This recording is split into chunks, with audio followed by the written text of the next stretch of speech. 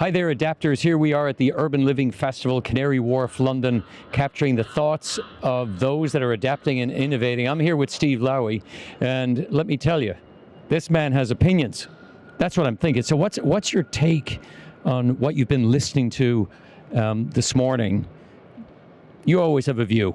I do have a view. Well, it was very interesting to hear from the mixtures of operators and investors, actually, the first two sessions. Different takes, different predictions of what's happening. Some very bullish, some very confident. It was very interesting to hear there was a chap from Legal & General's pension fund who said they weren't going to increase their rents because they didn't need to. You know, pension funds need 5% rather than 15%. And from a moral perspective, that was good. I mean, I told you a story earlier on of a landlord who's wanting 40% above the market rent for a building. So, you know, is morality coming into their property sector? Now, did you say morality? Well, it was what was said on stage. I was kind of shocked. I almost spilt my coffee.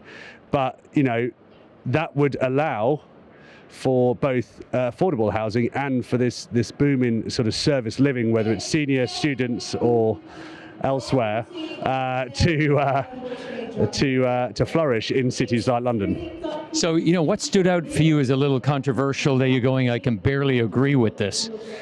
I think I'm not seeing that in the market, but over the last 4 to 6 weeks in London, I have seen a lot of building owners, potentially with older buildings where utility costs have now really hit them, and also the challenges of employing people, wanting to find really good operators for their portfolio pieces. And now that's really interesting, considering they're heading now for, we got to adapt, we're being forced to adapt, or else they may get lost in the market with stranded buildings. Is that what do you think is happening? I think so. I mean, I think if you look at whether it's shopping centres trying to build a service apartments above it, whether you're looking at student accommodation becoming more social, more health and well-being opportunities for students.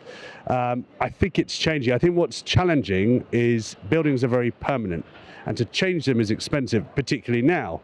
So any renovation work is probably going to be 40% more than it was this time last year. So it's, as you were saying before, it's this adaptation of what you have and how you can use it for different purposes, I think is key at the moment.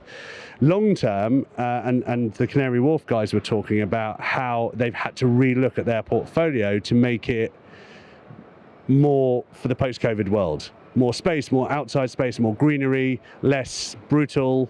And again, that's really what cities were like. You know, it's interesting, again, that you're speaking to the environment and experiences, a lot of confusion about experiences.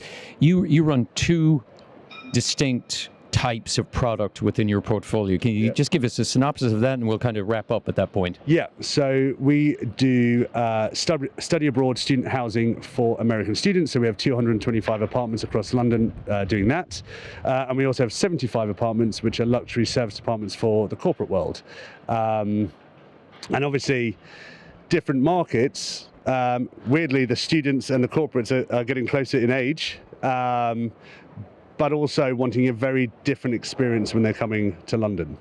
So you are dealing with two distinct markets. You've kind of commented on those that are maybe adapting, not adapt. What are you doing to adapt and innovate in your business? So a lot of it is around soft community building. So we've created... How do you define that? So rather than trying to force people into a room, particularly students, we pre-COVID used to do pizza nights, quiz nights, all of that. They don't want to do that. They want to explore London. So it's helping them explore London and feeling part of the wider London community. For the residents, for our luxury side, we've created a cookbook with a guide to food and drink and living and enjoying London, different level, but also encouraging them to come to places like Canary Wharf that pre-COVID, that wasn't really the life that there is now. I mean, I came here in December, and since December to now, it's like last night when I was walking around, I couldn't believe it. I felt like I was in a completely new part of London. And I think letting people experience the city is a really great way of them feeling part of a community, not necessarily in the lobby or the co-working space in your building, but actually being part of London. And I think that actually gives all of the service living, student, senior, whatever, more value to the local community than just making it all internal community facing building, but actually having people part of the whole wider community of a city. I think the message that we're all hearing here is a couple of things. One is, don't be afraid to go and openly comment on other people's opinions and develop your own. That's one. And two, maybe the new adaptation is analog. Get out there and get your community on their feet, out of your building, and come back with stories about what they experienced, and particularly in places that, like Canary Wharf, that may be concrete and steel to others. This could be huge opportunity for exploring urban in a completely different and safe way. So this could be the new revolution, and adaptation is actually analog. Steve, thank you very much for your time. No problem. And your opinions. Thank you. And best to everybody in the adapter community.